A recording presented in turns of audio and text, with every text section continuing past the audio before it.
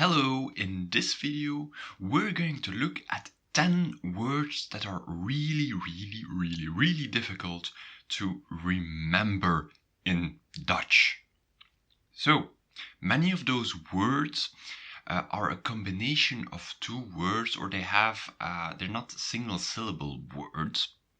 Some of them are, of course, but most of them they have many syllables. For example, as in the first word, bedrijf. Het bedrijf.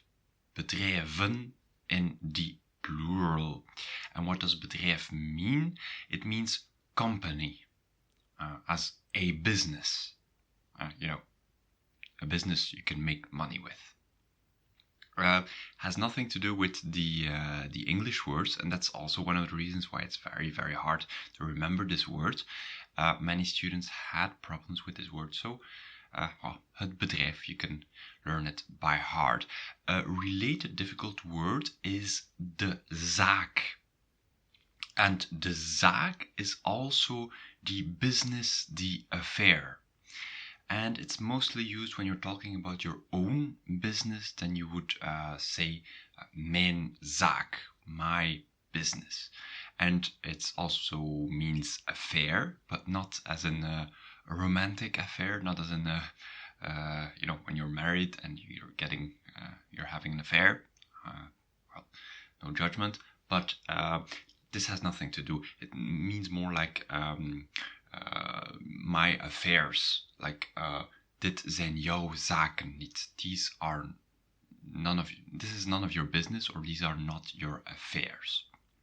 All right, next word is a verb, beslissen, to decide. Looks nothing alike.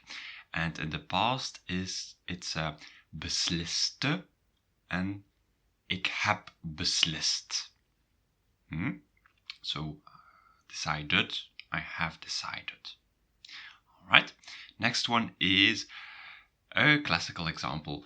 Veranderen means to change. And you see in the word veranderen, ander. And ander in Dutch means other or different, more or less. So veranderen is to make different. And well, that means to change. Veranderen. Past tense, ik veranderde. Ik heb veranderd. So don't add a GE at the beginning of the past participle. Ik heb veranderd. Alright, next one, gevaarlijk. Gevaarlijk means dangerous, and gevaar in itself means danger. Gevaarlijk, dangerous. A difficult adjective. And another very interesting adjective is belangrijk. Belang means importance, the importance, het belang. And rijk means rich. So rich on importance means important. So belangrijk means important. All right, next one, verzamelen. Verzamelen means to collect, as in a collection of stamps, or if you're collecting cards, Pokemon cards or anything like that, if that's still being collected, well, that's verzamelen. And the past tense is verzamelde, verzameld. Ik heb verzameld.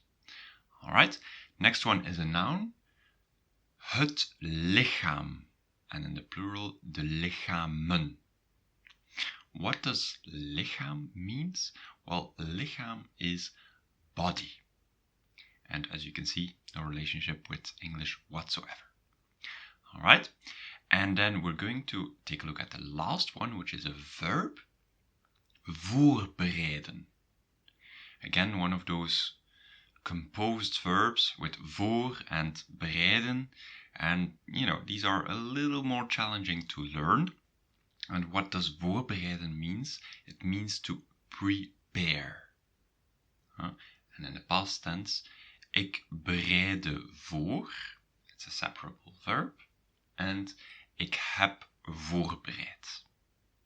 Oh yeah, and I forgot number 10 is vaak, often. So there you go, that's number 10. All right, these words are quite complicated, those that we've seen, those 10 we've seen. If you have difficulties with those, you can always try to take a picture from a magazine and write it on it, and the picture should somehow be related to the word. For example, if you have a picture of nuclear waste material and you write on it gevaarlijk, then you will be, yeah, nuclear waste material is dangerous. So gevaarlijk. So your brain will somehow connect with the atomic waste, the nuclear waste. Another way to learn these words is just by writing sentences and thinking about the sentences. For example, mijn werk is belangrijk. Excuse me, my work is important. Okay, mijn werk is belangrijk. And then when you see belangrijk, your mind will set itself on, mijn werk is belangrijk. And then you'll remember, belangrijk, that means important. Alright, if you like those tips, feel free to subscribe. And tot ziens.